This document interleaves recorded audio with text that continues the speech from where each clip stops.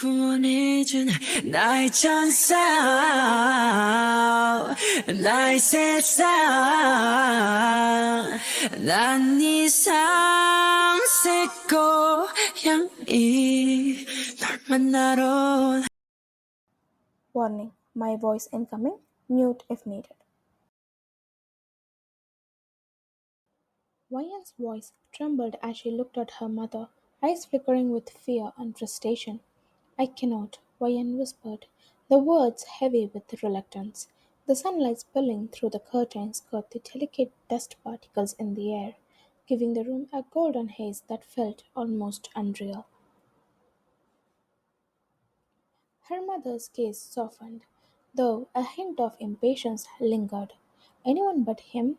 Wayan's cough, disbelief and anxiety mingling in her tone. The wardrobe loomed behind her, its polished wood reflecting the afternoon light. Her mother's fingers trailed over the fabric, searching for a dress long forgotten. He's the strongest one out there, and I come from them. We cannot break this bond because of your stubbornness, her mother muttered, finally choosing a dress that had remained untouched for years. The silk shimmered faintly, a memory of past elegance whispered in its folds. Tell me one reason why you do not like him, her mother asked, voice calm yet firm. Vian lowered her gaze, unable to meet her mother's eyes. Silence filled the room, thick with unspoken tension, as the dress lay neatly on the bed and the accessories arranged beside it. Get ready and come soon. We are already late, her mother said, stepping out and closing the door with a soft click that echoed through the quiet room. Alone, Vian let her confession escape in a trembling whisper. Because he hates me and my Omega weakens whenever I see him, she murmured, the words lost to the golden light around her.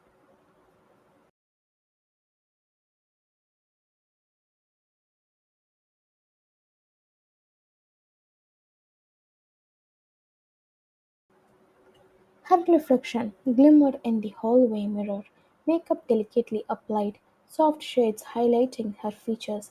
Each step toward the hall felt heavier than the last, the polished floor echoing faintly beneath her heels. Both bags had gathered, the air dense with unspoken anticipation.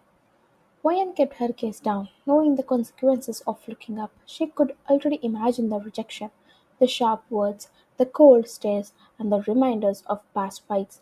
Every memory of injuries inflicted, every moment of revenge she had taken for his cutting words pressed on her chest.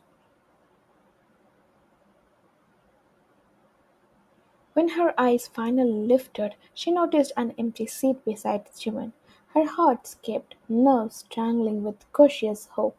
Go sit there, her mother instructed gently, and Vian swallowed hard. Walking forward, her steps measured, she slid into the seat behind him, careful not to disturb the fragile calm. The food arrived, steaming and fragrant. Yet Vian kept her eyes lowered. She braced herself for confrontation, expecting him to rise and challenge her presence. But Jimin remained composed, speaking with her family, laughing softly, tasting the dishes, praising the flavors as though no tension existed. Curiosity prickled at her, and she risked a side glance. He was smiling, calm and unbothered. Did he know why he had been called here? Had he anticipated conflict? Why did his calm unsettle her more than anger ever had? She realized her plate was empty. Everyone had all slowly departed, and still his composure remained unshaken. As her parents rose from the table, Vian noticed the hall had emptied. Everyone had returned to their homes, some already gone, leaving only quiet echoes behind. She felt the urge to flee, to escape, before emotions unraveled her carefully crafted composure. Her fingers fidgeted at her sides, heart hammering. Today she had no strength to fight, no patience to ruin her makeup with tears. Each step felt heavy as she rose, the tension in the room tightening around her like invisible threads.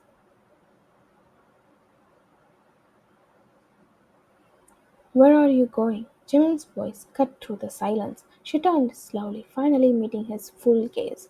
Her omega stirred, an involuntary thrill twisting inside her. He stood poised, crisp white shirt tucked neatly into dark pants, Chelsea shoes polished to a soft shine.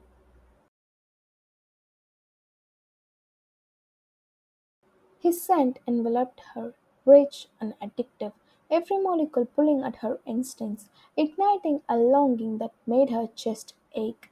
Words failed her. She could not speak, could only inhale the quiet magnetism radiating from him. Jimin stepped closer, calm yet commanding. "You're coming with me," he said, and Ryan blinked, stunned. He knew then exactly what was to happen. Before she could protest, his fingers curled around her wrist, leading her outside, and her pulse raced, wild with anticipation, the omega within her trembling in tandem.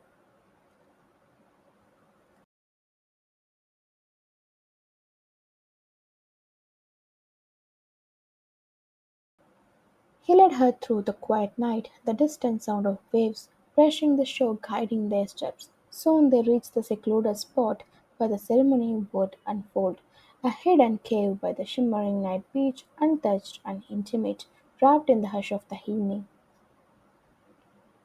The space was magical, bathed in soft light from delicately hanging lamps.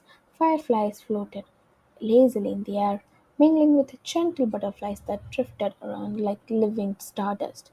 Every detail was thoughtfully placed. The bed adorned with Ryan's favorite wild rose petals, a delicate fragrance filling the cool night air.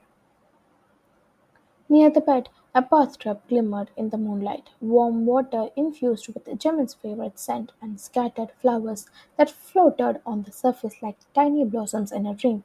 Drinks rested on a small table nearby, chilled and inviting, waiting silently for them. The moonlight spilled through the cave opening, casting silver reflections on the sand and water beyond. It felt like a witness to everything that was about to unfold, a silent guardian of their private world, holding the promise of the night in its gentle glow.